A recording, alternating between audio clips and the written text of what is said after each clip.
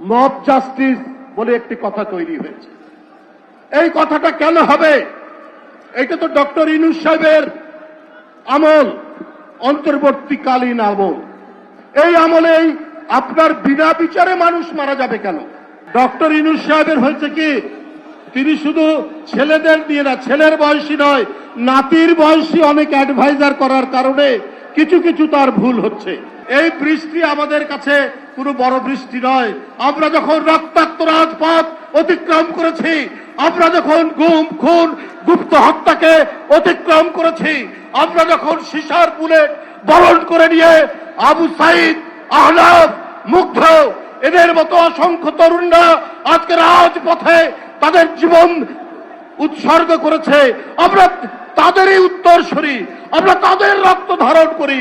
আমরা তো বৃষ্টিকে ভয় পেতে পারি না। তো সুতরাং আমাদের প্রধান অতিথি উনি বক্তব্য রাখবেন, উনার বক্তব্য শুনবেন আপনারা।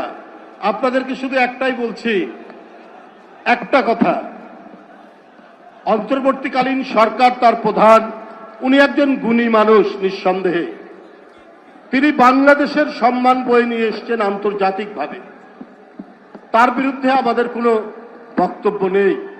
কিন্তু আমাদের মনে হয়েছে যে অনেক সময় অনেক নেতারা তাদের সন্তান তুল্য উপদেষ্টা বা মন্ত্রীদের নিয়ে সরকার গঠন করে। ডক্টর ইউনূস সাহেবের হয়েছে কি, তিনি শুধু ছেলেদের দিয়ে না, ছেলের বয়সী নয়, নাতির বয়সী অনেক অ্যাডভাইজার করার কারণে কিছু কিছু তার ভুল হচ্ছে, কিছু কিছু তার ভুল হচ্ছে এবং এই ভুলটা আসলে শোধরানো দরকার। আমরা যে কথা বলছি, এই কথা বলার স্বাধীনতার জন্য তো লড়াই করেছি। এই কথা শেখ হাসিনা বলতে দেয়নি। শেখ হাসিনার বাপের বিরুদ্ধে, শেখ হাসিনার ছেলের বিরুদ্ধে, শেখ হাসিনার পরিবারের বিরুদ্ধে একটা টু শব্দ করলে অদৃশ্য করে দেওয়া হয়েছে, তা না হলে কারাগারের মধ্যে তাকে ফেলে রাখা হয়েছে, মিথ্যা মামলা দেওয়া হয়েছে, না হলে খালের ধারে, বিলের ধারে, নদীর ধারে, শীতলক্ষার ধারে, পদ্মার ধারে তার রক্তাক্ত দেহ পাওয়া গেছে। তো ডক্টর ইউনূসের আমল তো সেই আমল নয়। তাহলে এখন যেটা ন্যায়ের জন্য, যেটা শান্তির জন্য, সত্যের জন্য, ন্যায় বিচারের জন্য আমরা কি বক্তব্য রাখতে পারি না? তাহলে এত উষ্মা কেন? তাহলে এত কথা কেন? আজকে জাতীয়তাবাদী ছাত্র দলের একটি তারুণ্যদীপ্ত উদ্দীপনাময় একটি ছেলে, তার রক্তাক্ত দেহ সরওয়ার্দী উদ্যান, আপনার ঢাকা বিশ্ববিদ্যালয়ের পাশে উদ্যানের পড়ে গেল, তার লাশ।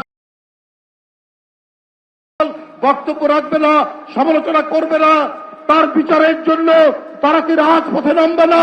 এইটা কি অন্যায়? এইটা তো অন্যায় না। আজকে মব জাস্টিস বলে একটি কথা তৈরি হয়েছে। এই কথাটা কেন হবে?